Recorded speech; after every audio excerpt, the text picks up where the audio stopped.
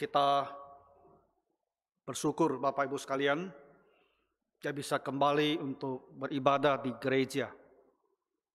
Karena sungguh amat baik kita bisa kumpul bersama-sama di rumah Tuhan, saling menguatkan. Ya, kehadiran bersama itu saling menguatkan. Karena kita manusia memang diciptakan demikian. Kita diciptakan untuk hidup bersama-sama. Jadi dalam beribadah, dalam melayani, ya bersama-sama itu juga akan menjadi berkat untuk kita sekalian. Kita bersyukurlah.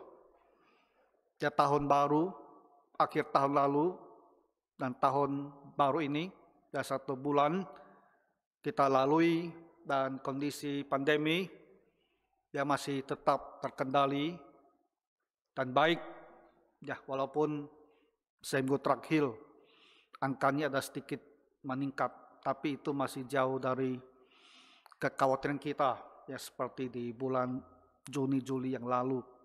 Ini hal yang baik, ya. Ini kita mau merayakan Imlek, dan tentu juga ada banyak liburan. Dan kalau Imlek ini pun kita lalui tanpa banyak perubahan di pandemi, mungkin kita mempunyai pengharapan besar, ya situasi ke depan bisa tetap baik dan mungkin akan terus membaik, ya sehingga jemaat semua mempunyai keberanian yang lebih besar, ya untuk kembali beribadah di rumah Tuhan, kembali ikut dalam persekutuan, ya kembali ikut untuk melayani Tuhan. Kiranya Tuhan menolong ke masa yang berat itu, 2 tahun itu cepat berlalu dan gereja tidak terhalang ya di dalam pekerjaan Tuhan dan pelayanan yang baik ini. Ini hal yang selalu kita doakan, ya, dan kita pantau dari hari ke hari untuk gereja, untuk kita semua bisa kembali hidup sebagai orang Kristen seperti sedia kala, seperti yang seharusnya. Hari ini saya mau berbicara pada kita tentang kesatuan di dalam keluarga kita. Kita harus berusaha menjaga kesatuan di dalam rumah tangga kita. Kita harus berusaha supaya kehidupan suami istri, orang tua dan anak-anak dalam satu rumah itu bisa harmonis dan menjadi kekuatan bagi kita, menjadi berkat bagi kita, supaya rumah tangga kita itu jangan menjadi beban, tapi benar-benar ada sumber kekuatan kita di dalam dunia ini yang banyak pencobaan dan banyak kesulitan yang harus kita hadapi. Nah, topik ini saya pilih kembali mengingat atau dipengaruhi oleh perayaan hari Imlek ini. Jadi Imlek ini mengingatkan kita bahwa di dalam firman Tuhan, Tuhan Yesus juga mengajarkan bahwa setiap keluarga Kristen harus memelihara keutuhan dan keharmonisan. Seperti orang Tionghoa rayakan ya di hari Imlek. Tapi firman Tuhan memberikan kita dasar-dasarnya kenapa kita harus hidup seperti ini. Dan memberikan kita banyak petunjuk bagaimana apa yang harus kita lakukan. Ya supaya keharmonisan rumah tangga itu bisa terpelihara. Di hari Imlek Selasa ini. Besok malam kita akan ada reunion dinner. Ya, makan malam sisi keluarga. Itu ada hal yang sangat bagus. Ya untuk membangun persaudaraan dalam satu keluarga. Kadang-kadang keluarga besar. Ya untuk menunjukkan keharmonisan, memelihara kasih sayang dalam keluarga. Di dalam firman Tuhan, hal demikian juga dengan jelas diajarkan. Jadi saya mau bicarakan dari Kolose pasal 3 ini, supaya kita semua, bukan hanya karena Imlek, tetapi karena kita telah mengenal Tuhan. Dan untuk kebaikan kita sendiri, kesejahteraan kita, maka kita perhatikan baik-baik bagaimana caranya kita memelihara keharmonisan rumah tangga kita ini. Nah, jadi di ayat ke-12 dikatakan, karena itu sebagai orang-orang pilihan Allah yang dikuduskan dan dikasihinya. Kalimat pertama ini berbicara tentang status kita di hadapan Tuhan. Kita ada orang-orang pilihan Allah. Berbicara tentang kasih Tuhan kepada kita semua. Bapak Ibu, kita ini bukanlah orang-orang buangan. Bukanlah orang-orang yang ditelantarkan, yang tak diinginkan.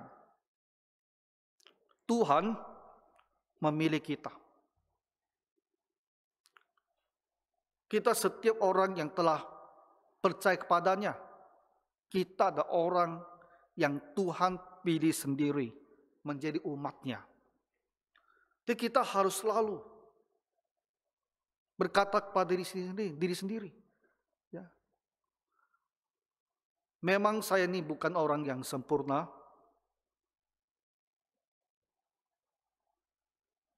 Kekurangan di mana-mana. Dalam banyak hal.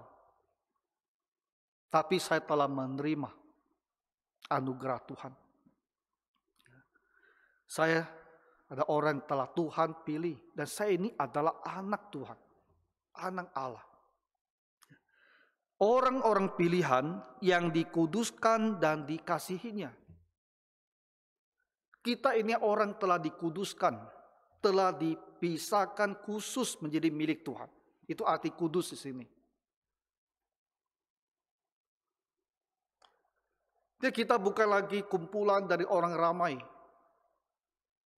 Yang tidak mengenal Tuhan, yang hatinya selalu menolak, membangkang terhadap Tuhan.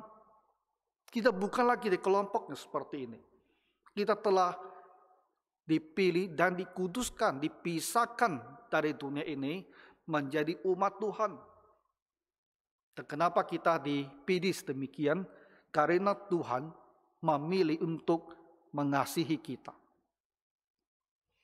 Jadi kita ada orang-orang Kristen sebetulnya, ketika kita mengerti perkataan firman Tuhan, kita ada orang-orang yang tidak pernah akan merasa putus asa.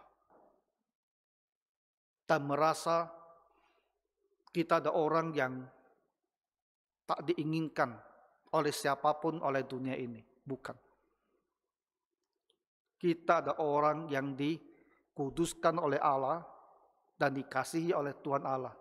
Yang dipilih menjadi umatnya. Jadi begitu tingginya martabat kita. Harga kita. Karena Tuhan memilih untuk mengasihi kita. Sehingga keyakinan ini, firman Tuhan ini akan selalu menolong kita. Menguatkan hati kita. Dan memberikan kita rasa bahwa kita ada orang yang bernilai. Yang punya arti. Yang diinginkan oleh Tuhan Allah. Nah, karena kita ada orang yang dipilih dan dikasihi sedemikian, Tuhan tidak mau, lalu kita hidupnya sehari-hari juga seperti orang-orang dunia ini. Yang karena sifat dan kelakuan mereka sendiri, menimbulkan banyak penderitaan bagi mereka sendiri. Menimbulkan banyak kekecewaan dalam kehidupan rumah tangga. Menimbulkan banyak kepedihan. Tuhan tidak mau kita hidup dalam keluarga seperti orang-orang tidak mengenal Tuhan. Kita ada orang, boleh kita katakan orang khusus.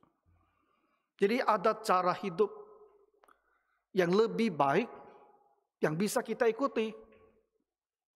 Jadi Bapak Ibu sendiri harus memilih. Apakah kita mau hidup dengan cara yang Tuhan ajarkan? Ya akhirnya akan mendatangkan kebaikan untuk kita semua. Atau kita memilih, kita abaikan apa yang Tuhan ajarkan ini, dan kita lanjutkan cara hidup kita seperti sedia kala. Seperti ketika kita belum mengenal Tuhan. Dan lebih buruk lagi, meniru bagaimana keluarga orang-orang belum mengenal Tuhan hidup sehari-hari. Kita sendiri yang harus memutuskan mana yang mau kita pilih. Tetapi Tuhan mengajarkan cara yang lebih baik ini. Nah, jadi apa yang Tuhan katakan di sini ada 5 hal yang Dia katakan. Sifat kita yang harus berubah di dalam 5 hal ini. Pertama, kenakanlah belas kasihan. Kenakanlah, pakaikan.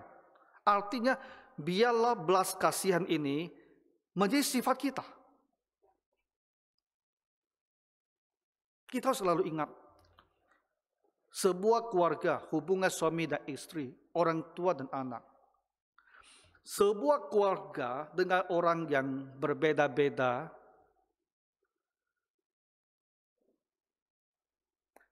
manusia dengan pengalaman yang berbeda-beda, kita satu keluarga. Pengalaman juga berbeda-beda. Kenapa?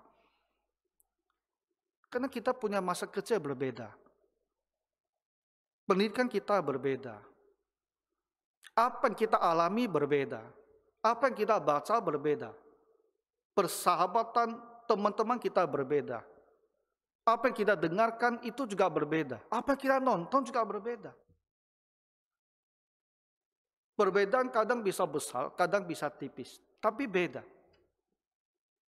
Pertumbuhan rohani juga berbeda. Perbedaan ini, kalau tak bisa kita kelola, itu jadi sumber konflik, sumber perpecahan. Jadi hidup bersama di dalam satu keluarga, apalagi keluarga besar kita, dengan saudara-saudara kita, dan keluarga mereka, keluarga besar. Tidak dengan sendirinya, semua itu akan baik-baik. Kalau kita tak mengusahakan dengan menjaga sifat dan sikap kita terhadap orang lain, kita tak bisa berharap bahwa semuanya akan harmonis. Itu tidak akan terjadi seperti itu. Itulah sebabnya Tuhan mengatakan kita harus mengenakan. Harus terjadi pada diri kita. Harus menjadi bahagian dari hidup kita. Sifat-sifat yang seperti mau diutarakan ini. Pertama, belas kasihan.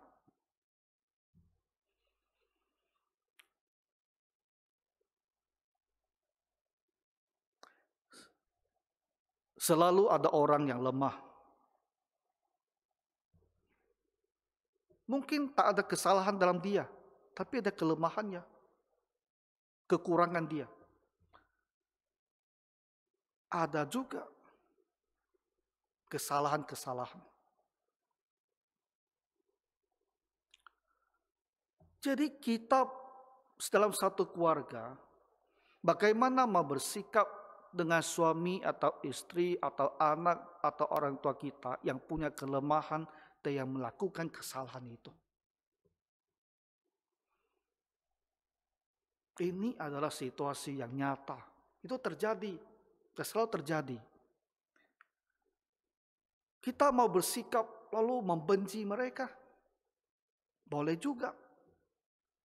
Tapi rumah tangga itu akan rusak. Kalau kamu membenci, yang dibenci juga merasakan, bagaimana mau hidup bersama?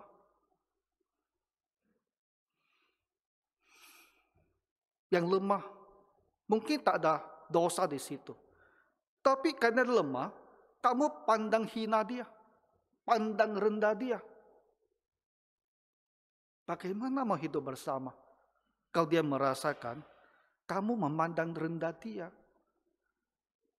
Dan kalau seseorang kita pandang rendah, kita pun tak bisa lagi menghargai dia. Bagaimana mau hidup bersama? Maka firman Tuhan bilang, kita harus mengenakan belas kasihan.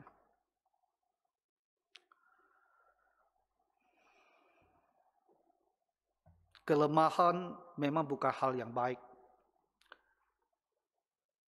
Tapi kadang-kadang memang terjadi. Apakah itu ada kekurangan dalam diri dia, atau karena ada kesalahan yang dia perbuat. Itu memang terjadi.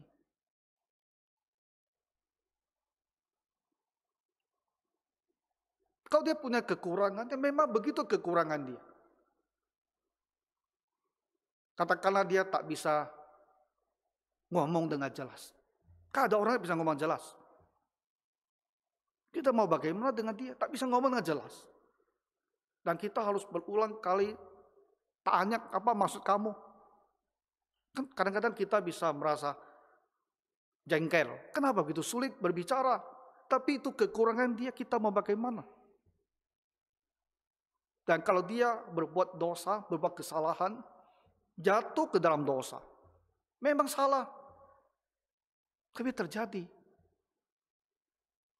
Dia tak bisa melawan pencobaan dan jatuh. Kita mau bagaimana? Firman Tuhan bilang, karena dia ada keluarga. Baiklah kita berbelas kasihan kepadanya. Belas kasihan karena dia punya kekurangan. Belas kasihan karena dia berdosa, dia jatuh dalam dosa. Belas kasihan. Dengan adanya belas kasihan, maka muncullah keinginannya kita untuk menolong dia. Bagaimana kelemahannya, kekurangannya ini bisa kita perbaiki, ya bisa lebih ditingkatkan. Kesalahannya telah terjadi. Bagaimana supaya dia jangan lagi mengulang kesalahan yang sama. Bagaimana membuat supaya dia bisa merasa tetap diterima. Sekalipun dia memang punya kesalahan seperti itu, bisa diterima. Orang luar mungkin tak bisa terima kalau kamu bersalah. Kalau kita dalam rumah tangga pun tak bisa terima. Bukankah orang telah jatuh itu sangat-sangat menderita? Kan di mana-mana tak bisa diterima. Belas kasihan, terima dia kembali. Berdoa, dan bantu agar dia jangan mengulang kesalahannya. Itu sudah bagus. Ya, itu sudah bagus. Karena manusia memang ada waktunya dia bisa lemah dan berdosa.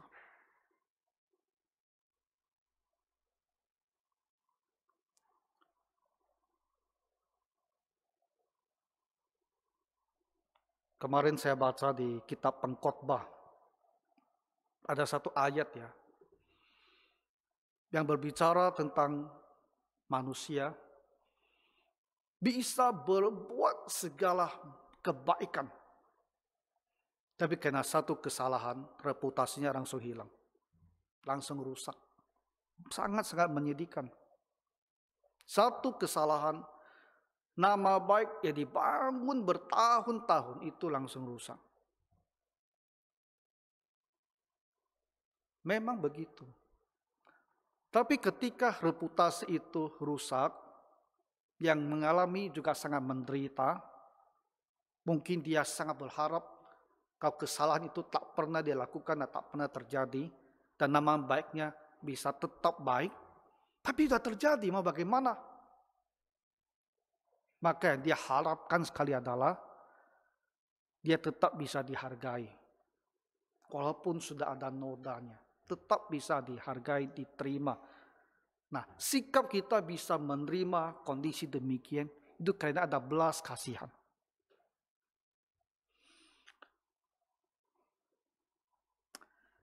Kita tentu mempunyai kondisi hati yang selalu ingin semuanya harus bersih, semuanya harus baik, semuanya harus sempurna, semua harus tak ada noda. Kita mungkin punya kemauannya harus seperti ini. Harus seperti ini baru saya hargai kamu. Tapi hidup tak begitu sederhana. Dunia itu penuh pencobaan. Kita sendiri ada kalanya juga tak menjaga diri. Maka terjadilah kesalahan. Kalau sikap kita adalah saya tak bisa menerima, saya tak ada belas kasihan, maka sekali sesuatu rusak, rusaklah selama-lamanya. Tanda rumah tangga tak bisa lagi menerima, tak bisa lagi menghargai, ya rusaklah selama-lamanya. Tapi Bapak Ibu, hidup itu berat. Jadi belas kasihan itulah yang Tuhan ajarkan kepada kita. Kasihan sama mereka yang lemah, bahkan yang berdosa. Berdoa, kalau bisa lakukan suatu hal, bantu dia supaya dia berubah. Ya. Kedua, kenakanlah kemurahan. Nah, dari belas kasihan itulah muncul kemurahan hati. Ya. Setelah kita belas kasihan sama dia, kita mau berbuat sesuatu untuk menolong dia. Itulah murah hati. Murah hati ini tidak hanya kepada orang bersalah, kepada orang lemah. Murah hati itu adalah kondisi di mana kita selalu ingin menolong orang yang kekurangan, yang dalam kesulitan. Kita selalu ingin menolong orang yang menderita. Itu bisa keluar dari penderitaannya. Dan penderita itu bisa dalam segala aspek. Bisa salah psikologis, kejiwaan. Ya, dia sangat sedih. Kita ingin menolong supaya dia bisa keluar dari kesedihannya. Dalam hal materi juga, yang kekurangan sekali, kita ingin membantu supaya dia mempunyai kecukupan. Dalam segala aspek, orang yang dalam kondisi kurang, dalam arti yang seluas-luasnya, kita mau berbuat sesuatu untuk mengangkat dia, melepaskan dia dalam kesusahannya itu, itulah kemurahan hati.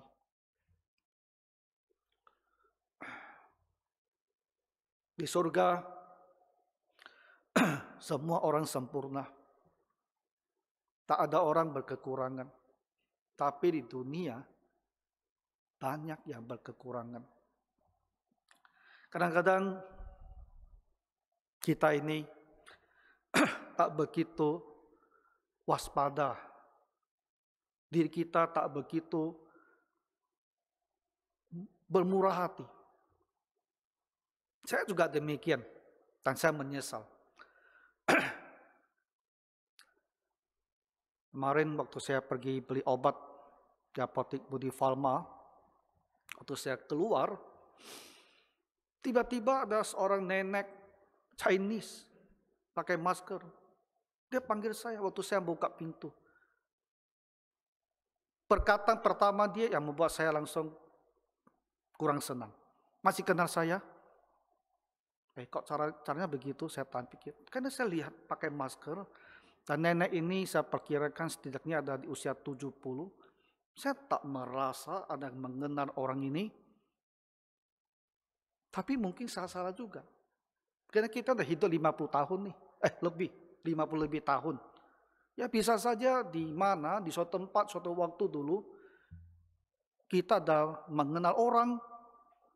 Dan kita tak ingat dia ingat kita. Kan bisa terjadi. Tapi saya lupa hari itu. Saya lihat pakai masker, usia seperti itu.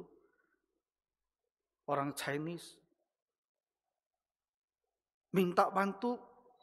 Perasaan saya pertama adalah, ini kok memalukan sekali. Jadi saya bilang, tak bisa. Dan dia bilang, kalau gitu bisa kasih uang makan. Wah, saya lebih lagi, ini gimana ini? Tapi dia berpakaian necis. Tak nampak seperti seorang pengemis. Dan dia lagi mau duduk taksi gitu loh. Jadi ketika saya bilang saya tak bisa tolong, dia masuk taksi. Dia punya uang tuh sewa taksi. Nah, kadang-kadang kita memang begitu, cepat sekali menilai. Ya, ini tak usah dibantu. Tapi setelah itu ya, saya jadi pikir ya, apa tak terlalu keras tadi menolak seperti itu. Katakanlah dia memang seorang yang tak dikenal sekalipun ya. Tapi sampai dia mau buka mulut dan mintanya seperti itu. Mintanya bantu. Mintanya bisa tak kasih uang makan. Apakah barangkali memang ada sesuatu kesusahan yang sedang dihadapi? Bagaimana pula kalau dia ada orang yang pernah bergereja di gereja kita? Nah, kadang-kadang murah hati itu tak datang dengan sendirinya. Karena kita manusia itu sifatnya ya suka menilai dan cenderung menilai orang lain dengan buruk. Mungkin perlu saya bicara baik-baik sama dia ya. Kalau memang dia sangat sulit, ya. Kalau kita tak bisa membantu orang banyak, bantulah sedikit. Kalau tak bisa pun bantu sedikit, setidaknya kita bicara baik-baik dengan dia. Dan tak ditolak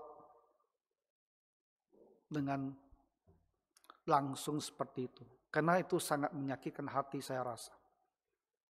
Nah, murah hati. Mau menolong. Dalam rumah tangga, murah hati juga perlu. Ya. Yang kurang, yang lemah, kita mau saja berbuat sesuatu untuk mengangkat dia, melepaskan dia dalam kesusahannya. Saudara-saudara, ketika orang dalam kesulitan, terjepit, dan kamu menolong, dan dirasakan itu suatu pertolongan yang amat dibutuhkan, itu akan punya pengaruh yang lama sekali dalam hidupnya, dan itu benar-benar akan membangun hubungan baik. Karena dia merasa kamu peduli sama dia. Mengulurkan tangan menolong ketika dia dalam kesulitan. Dia menangkap kamu punya sikap baik terhadap dia. Dan orang itu akan menghargai mereka yang bersikap baik terhadap dia. Gimana pun juga dia akan hargai. Rumah tangga itu bisa lebih harmonis. Ya, kalau kita merasakan masing-masing yang hidup bersama ini ada orang-orang yang rela menolong kita dan bisa kita harapkan dia akan bermurah hati kepada saya pada saat susah. Ini akan menguatkan sekali rumah tangga kita. Ya, murah hati. Apalagi kerendahan hati. Kerendahan hati. Ternyata ya Bapak Ibu, tidak hanya kepada orang-orang yang di luar sana, tapi ternyata dalam hubungan suami istri, orang tua dan anak, sikap rendah hati itu juga perlu. Karena suami juga akan marah kalau dianggap istrinya itu sombong. Istri juga akan marah kalau merasa suaminya itu orang yang sombong. Anak-anak juga akan marah kalau merasa orang tuanya itu sombong, tinggi hati. Kita tak bisa berharap Karena kita ada keluarga, apapun, siapapun saya, bagaimana saya ini, kalian harus terima. Tentulah kita sangat berharap kita bisa terima apa adanya. Betul. Tuhan juga mengajar supaya kita menerima orang apa adanya, termasuk orang yang lemah dan bersalah. Tapi bukankah kita harus membantu orang lain untuk lebih gampang menerima kita, lebih gampang hidup bersama kita? Kalau kita ada orang yang tinggi hati, apa yang kita mau itu yang harus ikuti. Orang tak boleh membantah.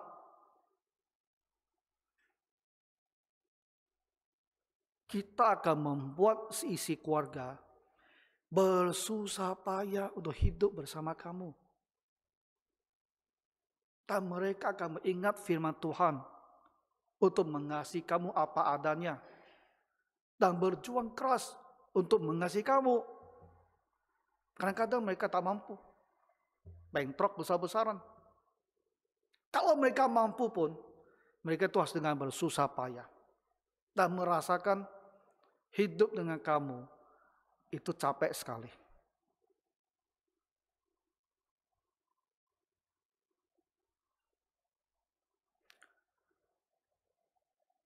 Jadi firman Tuhan mengajar kita dan hidup bersama, jaga supaya kita tuh rendah hati.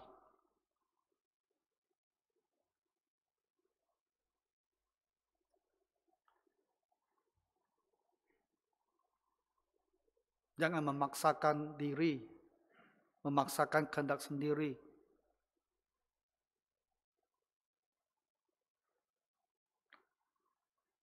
Kepala rumah tangga, suami, ayah, pada akhirnya memang yang mempunyai wewenang untuk membuat keputusan. Tapi sebelum sampai kepada keputusan itu, bukankah kita bisa diskusikan, bisa bicarakan, bisa direnungkan dulu?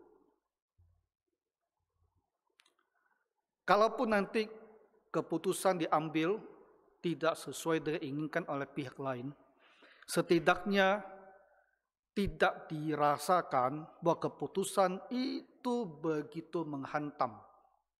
Semau dia saja. Tapi setidaknya dirasakan itu telah dibicarakan dengan akal sehat. Dan memang suami berpendapat itu yang lebih baik. Dan kita sebagai istri dan sebagai anak, kita memilih untuk patuh.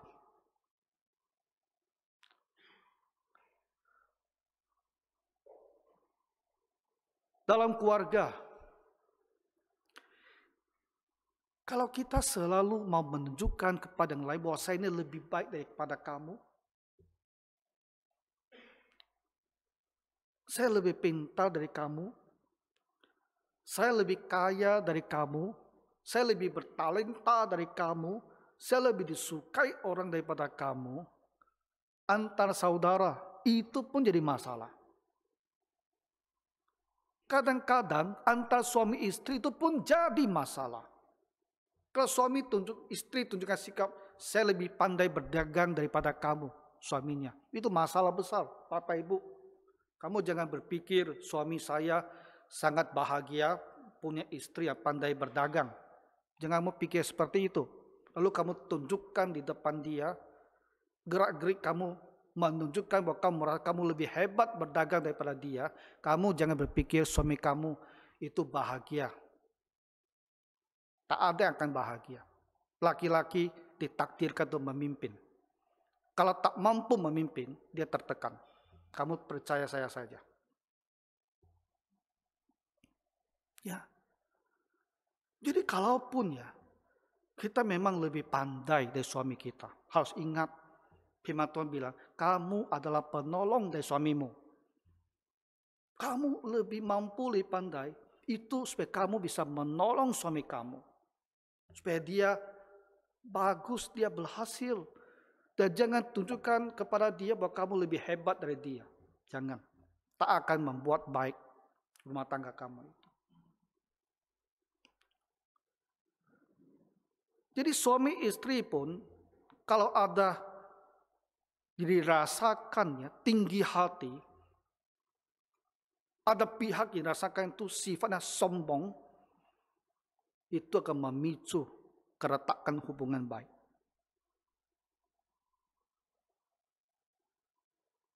Apakah orang tua dan anak bisa juga timbul isu seperti ini? Harusnya jarang. Karena orang tua tak berkompetisi dengan anak-anaknya. Umumnya orang tua akan bangga kalau anaknya bagus, dan bagus. Dia bangga, dia senang. Karena anak dia. Anak dia kalau bagus dia senang. Tapi kita harus hati-hati. Jangan sampai anak kita itu merasa kita itu sombong, tinggi hati. Jangan sampai pula kita tunjukkan kepada anak-anak kita, saya ini lebih baik dari kamu. Dan membuat anak kita itu merasa dia kecil sekali. Lama-lama bisa muncul rasa orang tua saya itu tinggi hati sekali. Dan masalah kita muncul. Ya, anak itu kehilangan rasa hormat kepada kita. Karena kita dipandangnya sebagai kompetitor. Bukan lagi sebagai orang tua. Ia akan melindungi, membantu dia. Tapi dipandang sebagai kompetitornya. Pesaingnya. Dan dia harus berjuang bagaimana menang atas kamu. Itu dia celaka sekali. Ya kalau rumah tangga kita, orang tua dan anak harus bersaing-saingan seperti itu. Jadi rendah hati sangat dibutuhkan.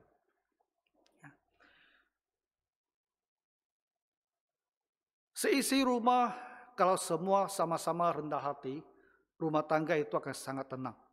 Harmonis lah.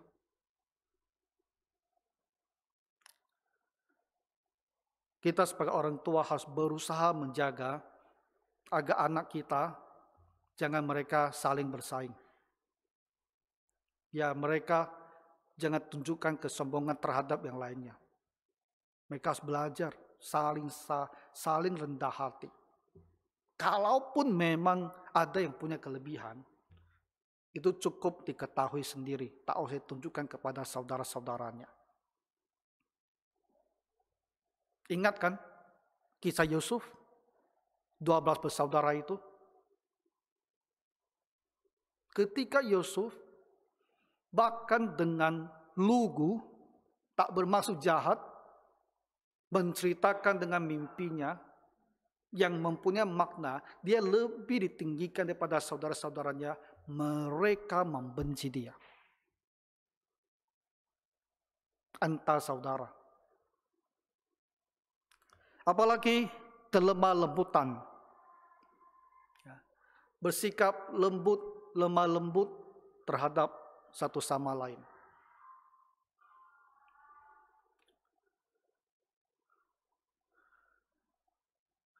Kita manusia memang demikian. Dan firman Tuhan juga mengajarkan. Kalau kita dihadapi dengan keras, umumnya reaksinya adalah menolak. Tapi kalau kita dihadapi dengan lemah lembut, yang keras pun dia menjadi lembut dan dia bisa menerima kita. Lemah lembut kita dalam bertindak, lemah lembut kita dalam berkata-kata. Anak izin malam hari keluar sama anak, sama teman-temannya. Dan dia janji pulang jam 9. Tapi jam 9 tak pulang. Jam 10 baru pulang. Kita kunci semua pintu, tak bisa masuk. Keras itu. Mungkin kita benar. Dia tak mengikuti perjanjiannya. Apa yang dia ngomongkan tak dia patuhi. Kenapa 10 malam-malam? Kita harus khawatir. Mungkin juga harus terapkan disiplin. Tapi kalau kita terapkan dan keras, kunci semua pintu dan tak peduli. Dia telepon kita tak mau angkat, tak peduli. Kita mungkin merasa ini cara saya mendisiplinkan keluarga. Tapi bagaimana anak itu rasakan? Karena kita selalu ingat, manusia itu tak selalu berpikir logis. Kalau dia berpikir logis, dia pasti berpikir, ini aku yang salah. Aku janji pulang jam 9, tapi aku pulang jam 10. Aku yang salah. Orang tua kalau marah, itu sudah seharusnya aku yang salah. Mungkin aku harus menunggu di luar lebih lama. Kalau dia berpikir demikian, kan tak ada isu. Tapi saya rasa anak itu tak berpikir demikian. Dia bisa pikirnya langsung keriting.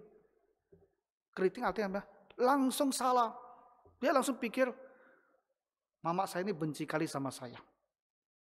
Satu kali saya buat salah, apa harus saya dihukum seperti ini? Dia tak pernah sayang sama saya. Dia pikirnya kemana-mana. Lalu datang temannya telepon. Kamu tak bisa masuk rumah. Sama, orang tua saya juga sama. Orang tua semua tak baik. Mereka tak tahu kita, tak ngerti kita. Pikiran jadi kacau. Ini merusak hubungan sekali. Kita selalu ingat ya, Bapak Ibu. Orang itu tak selalu berpikir dengan sehat. Kalau dunia ini orang berpikir sehat, kita tak ada masalah. Manusia tak berpikir dengan sehat. Kamu lihat kasus-kasus sekarang terjadi di Indonesia itu. Ya, yang saling melaporkan itu pikir sehat tidak? Itu tak berpikir sehat semua itu. Karena hati ini semua bisa pelintir, dan semua bisa dimuncul macam-macam. Baca di buku Pengkhotbah. Pengkhotbah itu mengajarkan kita manusia, tentang manusia, tentang sifat manusia. Kadang-kadang itu buruk sekali. Jadi lemah lembut ya dalam tindakan kita. Lemah lembut dalam perkataan lah.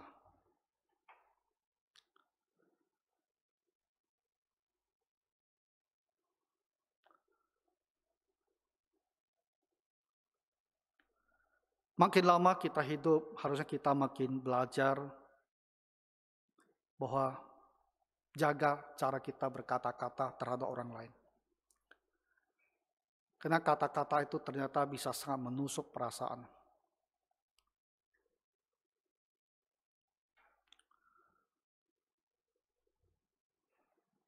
Kita semua manusia ya. Dalam diri kita ini memang buruk ya. Kita itu tak bisa lebih murah hati sama orang itu. Dan kata-kata kita itu kadang-kadang akan merusak hubungan benaran. Satu kata diucapkan itu bisa merusak hubungan bertahun-tahun, bahkan puluhan tahun. Dan kata itu tak terlupakan. Berapa putaran bisa lewat, dan kata itu tetap akan diingat. Dan setiap kali diingat, dia tak menolong kita dalam hubungan satu sama lain. Mungkin banyak kata-kata sudah kita ucapkan di hari-hari yang berlalu ini. Yaitu kita tak bisa berbuat apa-apa, tak bisa tarik lagi. Kita tak bisa bilang, kalian tak usah ingat lagi. Hapus semua yang kamu dengar, tak bisa. Jadi ke depanlah kita harus perbaiki. Bermurah hati dengan orang lain dalam perkataan kita.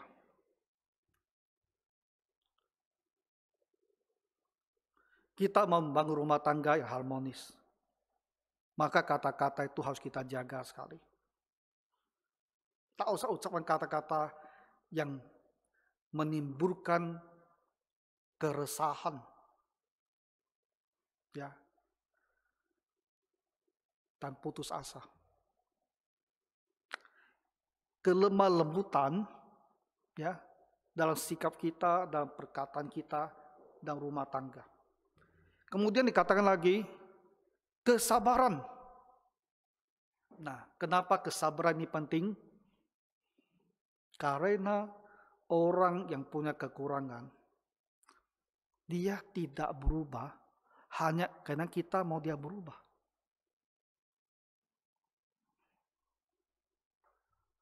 Tentu kita akan mudah sekali ya hidup dengan orang yang punya kelemahan, kesalahan. Ketika dia sadar, dia langsung berubah. Kita bisa maafkan orang yang bertobat. Masalahnya adalah banyak orang tak mau bertobat. Sifatnya, kelakuannya, tingkah lakunya tetap seperti itu. Lalu kita mau bagaimana dengan dia? Di masyarakat kita bisa bilang, saya tak usah banyak berhubungan sama orang itu. Interaksi saya dengan dia biar minimal saja. Tak ada perlu tak usah hubungan, bisa di luar. Tapi di rumah bagaimana? Dengan suami dan istri, dengan anak bagaimana? Dengan orang tua bagaimana? Kalau kita bilang aku tak mau berinteraksi banyak, rusak rumah tangga kita. Karena rumah tangga itu menjadi dalam keadaan tenang, tapi perang. Tak suka sama satu sama lain. Ya, tak usah interaksi. Semua tegang. Karena kita tahu situasinya tak normal. Tapi bagaimana kalau dia masih punya sifat seperti itu, dia masih punya kelakuan seperti itu, bagaimana gitu loh. Makanya firman Tuhan bilang, kamu sabar. Sabar artinya kita harus melalui sejumlah waktu, entah sampai kapan gitu loh. Sampai kondisinya berubah seperti yang kita inginkan. Itu sabar. Jadi sabar itu memang termasuk kuncinya juga dalam membina keharmonisan rumah tangga.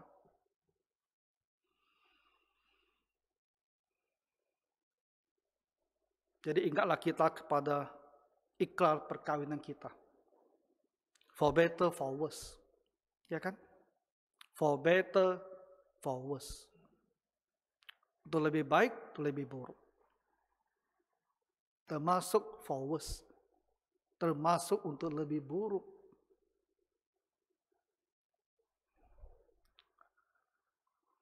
Ya, kalau ada lebih buruk,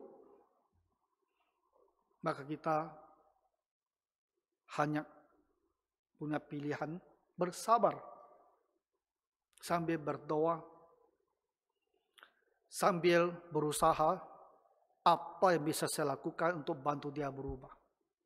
Karena dia keluarga, karena dia suami, karena dia istri, karena dia orang tua, karena dia anak-anak. Orang di luar kita bisa tinggalkan saja, tak usah berhubungan lagi. Tapi keluarga tak bisa.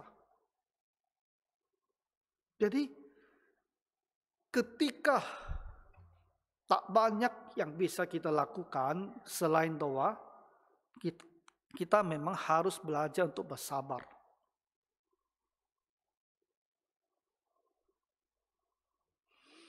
Dalam doa kepada Tuhan, kita percaya bersabar itu ada gunanya. Karena di balik setelah menunggu, akhirnya Tuhan akan datangkan kebaikan. Tuhan akan menjadikan segala sesuatunya baik. Di akhir penantian, di akhir dari kesabaran kita, akan ada hal baik yang muncul. Kenapa? Karena kita berdoa. Dan Tuhan akan bekerja. 5 hal ini dikatakan oleh firman Tuhan kepada kita semua yang dikuduskan dan dikasihinya. Dalam kehidupan di gereja di mana prinsipnya sama. Tapi kan kita berbicara tentang rumah tangga. Bila kita ingat untuk mengenakan 5 hal ini dalam hubungan kita di dalam rumah tangga ini. Nah, ayat ke-13 dia ulang lagi, ya ditegaskan lagi untuk penekanan. Sangat menarik. Ayat 13 katakan, sabarlah kamu seorang terhadap yang lain. Nah Bapak Ibu, dalam satu ayat di atas 5 hal dijelaskan. Tapi di ayat berikut ini, dibicarakan lagi tentang kesabaran ini. Artinya apa? Artinya Rasul Paulus memang merasakan, kalau tak sabar mau bagaimana? Dalam konteks bergereja dengan banyak orang ini. Dalam konteks yang lebih kecil rumah tangga. Kalau tak mau bersabar, mau bagaimana? Karena situasi yang tak menyenangkan itu tak bisa berubah hanya karena kita mau dia berubah. Karena ini bersangkut paut dengan orang lain. Bukannya karena aku mau kamu jadi begitu, dia akan jadi begitu. Jadi, sabarlah kamu terhadap yang lain. Ya, sabarlah terhadap yang lain. Dan kita bisa bersabar terhadap orang itu, terhadap kondisi yang dia ciptakan, kalau kesalahannya itu kita ampuni. Ya, sabarlah kamu seorang terhadap yang lain, dan ampunilah seorang akan yang lain. Ampuni dia. Kalau kita bisa mengampuni dia, kita bisa lebih bersabar terhadap dia. Saya selalu berpikir ya Bapak Ibu, kadang-kadang kalau kita tak menemukan kenapa saya harus mengampuni dia, ya seolah-olah dia ini tak bisa diampuni. Setidaknya kita berpikir demikianlah. Nanti di surga dia pun jadi sempurna. Menurut kata Ibrani pasal 12. Kita disempurnakan di surga. Sifat karakter kita disempurnakan ketika kita di surga. Kalau di dunia ini, orang ini masih punya kelemahan dan kelakuan yang begitu menyusahkan dan tak mau berubah, setidaknya nanti dia sampai surga, dia akan berubah, dia akan sempurna juga. Jadi pada akhirnya, dia juga jadi seorang manusia yang baik sempurna. Yang tanpa kebiasaan, kelakuan, tingkah laku, dan sikap yang tak menyenangkan itu. Dia akan berubah juga. Jadi kalau kita betul-betul merasakan gimana caranya saya bisa mengampuni dia, kamu tak bisa menemukan rasionalisasinya, penjelasannya, pikirkanlah. Nanti dia sempurna juga di situ. Nanti kamu temukan dia di surga juga sebagai seorang yang begitu baik. Tak ada lagi sifat buruknya itu. Ya, sabar kamu seorang terhadap lain, ampuni seorang akan yang lain. Ya, apabila seorang menaruh dendam terhadap orang lain, dia jangan taruh dendam, ampuni dia. Kenapa? Seperti Tuhan telah mengampuni kamu. Kita pun diampuni oleh Tuhan. Di atas semuanya itu, diulangi lagi 5 hal kita bicarakan itu. Kenapa kita mau lakukan? Di atas semua itu, karena kasih. Karena kasih. Pada akhirnya, karena ada kasih. Karena kita menerima kasih Tuhan, bisalah kita mengasihi orang lain.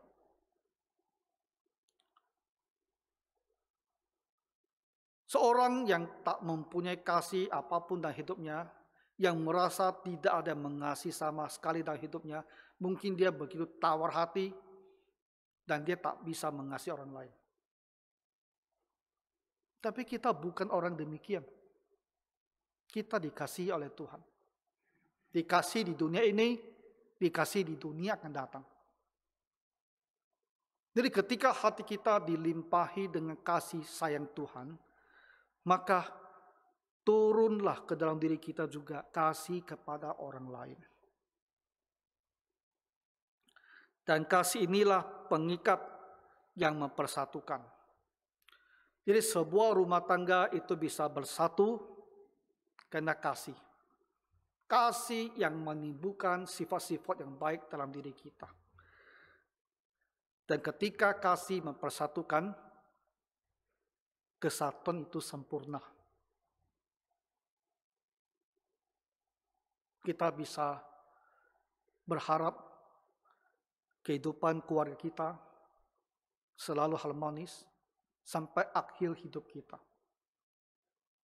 Dan sama-sama kita nanti ada di surga, tetap di dalam satu ikatan kesatuan. Karena kasih semuanya. Kita orang Kristen harusnya kita bersyukur. Karena di dalam Tuhan, hal yang paling utama kita pelajari adalah Tuhan mengasihi kita. Agama lain tak ada. Mereka mungkin ada menyebut-nyebut kasih. Tapi di dalam Tuhan Yesus, yang paling mendasar dikatakan kepada kita adalah Allah mengasihi kita. Maka hidup kita ini didasarkan kepada kasih sayang. Nah, jadi Bapak Ibu, kita orang Tionghoa dalam budaya Chinese yang sudah beribuan tahun, kita memang belajar ya, bahwa sebuah keluarga itu harus utuh, harus bersatu. Karena kita manusia tahu, itulah yang paling bernilai. Tapi di dalam firman Tuhan, tidak diajarkan lebih dalam, lebih jauh. Bahwa dasar dari semua kebaikan ini adalah kasih Tuhan kepada kita. Dan karena ada kasih inilah, kita bisa ya berbelas kasihan, bermurah hati, kita bisa bersikap rendah hati, lemah lembut dan sabar terhadap orang lain, terhadap seisi keluarga kita. Dengan demikianlah rumah tangga kita itu bisa utuh, bisa bersatu, dan kesatuannya itu bisa sempurna. Bertahan selamanya. Karena kasih. Jadi bagi kita semua yang ingin hidup dengan sejahtera, dengan damai, dan rumah tangga kita masing-masing, yang ingin supaya hubungan suami istri itu baik, yang ingin supaya hubungan orang tua dan anak itu baik, hubungan anak orang tua itu baik, ada caranya. Dan caranya telah diajarkan oleh firman Tuhan. Maka kita harus berdoa, Tuhan bantu saya. Berikan saya anugerah-Mu. Sehingga saya bisa mengingat firman ini. Dan dalam keadaan yang sulit dan rumah tangga, saya akan melakukannya. Maka rumah tangga saya akan terpelihara keutuhan dan keharmonisannya. Ya Tuhan kiranya menolong kita semua. Mari kita berdoa. Tuhan Bapa Surgawi, berkatilah semua jemaat-Mu ini, sehingga dengan mengingat dan melakukan firman-Mu ini, kami semua bisa hidup dengan damai sejahtera dan sukacita di dalam keluarga kami masing-masing. Terutama di masa perang Imlek ini, kiranya sukacita dan damai ini bisa lebih berlimpah-limpah lagi. Dalam nama Tuhan Yesus kami mohon. Amin.